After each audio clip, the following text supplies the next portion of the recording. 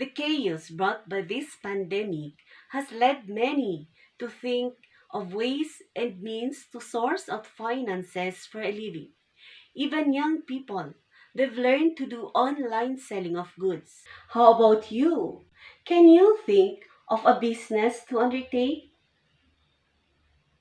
The food business remains as one of the top industries that entrepreneurs consider highly profitable. It is also a very competitive market. However, delicious offerings alone would not be enough to deliver success.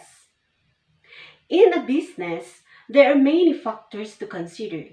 The most basic is knowing how to determine your selling price while giving your consumers an affordable product with optimum profits.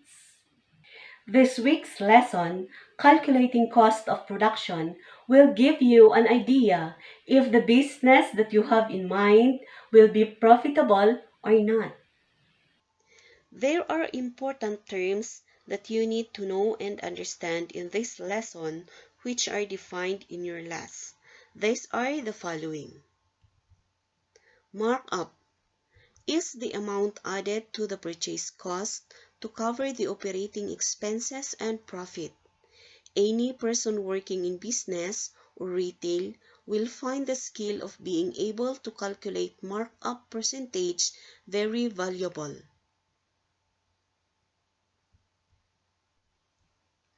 Operating expenses is an expense incurred in carrying out an organization's day-to-day activities. This includes rental, labor, electricity bill, and others. Profit is a financial gain, especially the difference between the amount earned and the amount spent in buying. Selling price is defined as the price at which a good or service is sold by a seller to the buyer. In other words, it is the exchange value or agreed exchange value that enables a buyer to purchase goods or services.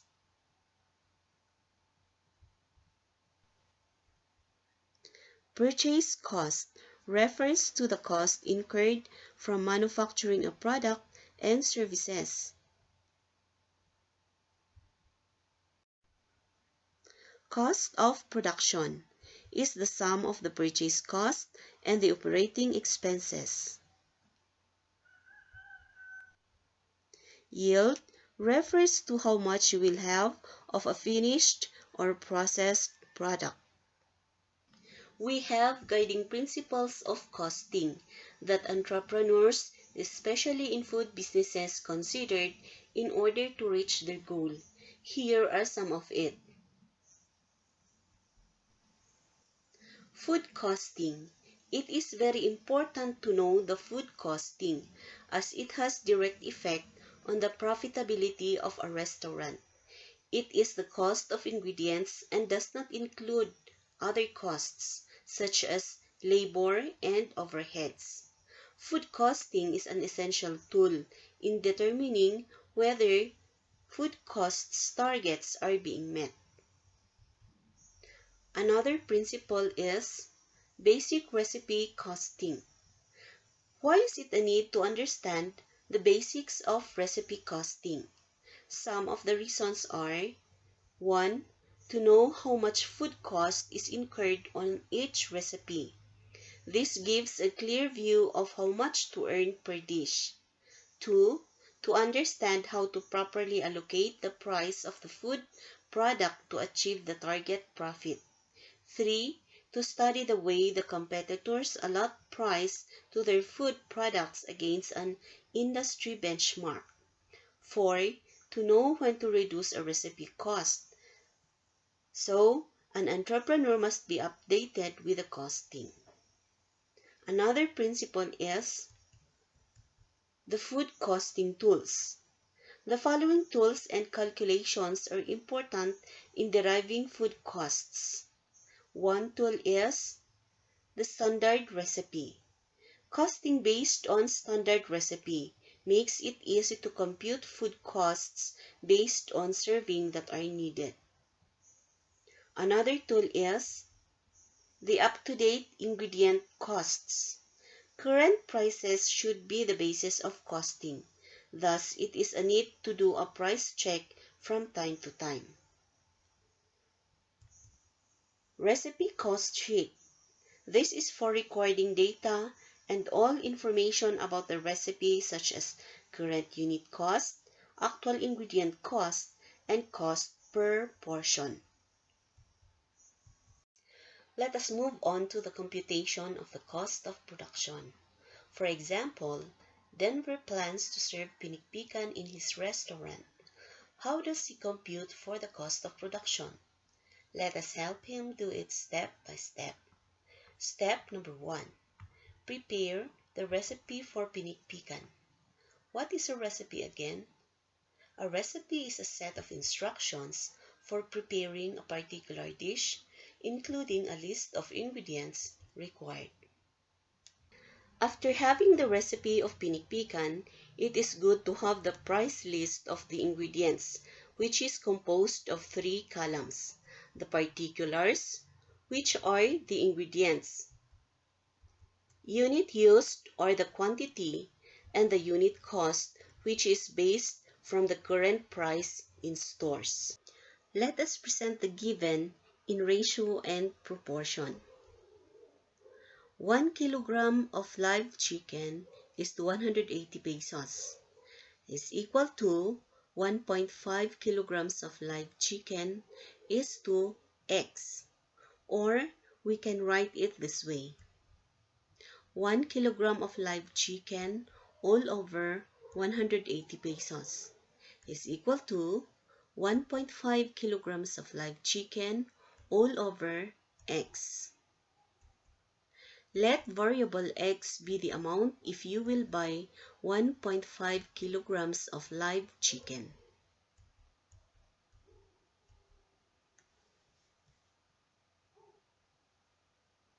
Let us then proceed with the cross multiplication.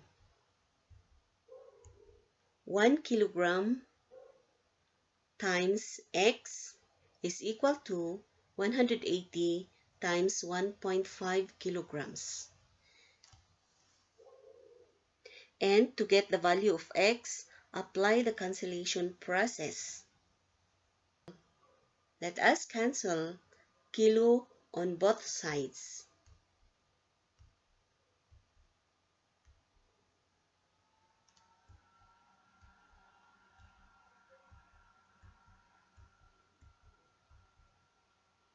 So we have 1x is equal to 270, or x is equal to 270 pesos. So if 1 kilogram of live chicken is to 180 pesos, then 1.5 kilograms of live chicken is to 270 pesos. However, we can do the shortcut way by just multiplying the quantity with a given unit cost if the unit of measurement used in the recipe is the same with the unit cost or price. For the second and third row or item, which are sayote and utag, apply the same procedure with row 1 or the first item. For the fourth item, you notice that the unit of measurement used on the needed ingredient is on tablespoon. However, the salt is sold per kilogram in the market, and 1 kilogram is approximately 59 tablespoons. Finally, we have completed the actual cost of all the needed ingredients. For the cost of the salt, I just flattened it to 0.75 instead of 0.67, and that's for my own decision. Summing it up to 477.75, and we call this the total purchase cost. In determining the selling price, we need to set first the percentage markup. What is percentage markup? Percentage markup is equal to the difference between the selling price and cost of a good. In case we will set 50% as our markup percentage, what would be the markup? Since markup is equal to the expenses multiplied by percentage markup, then 477.75, which is the purchase cost, multiplied by 50% or 0.5 is equal to 238.87. Now, what about the selling price? Selling price is the sum of the purchase cost and the markup. 477.75 plus 238.87 is equal to 716.62.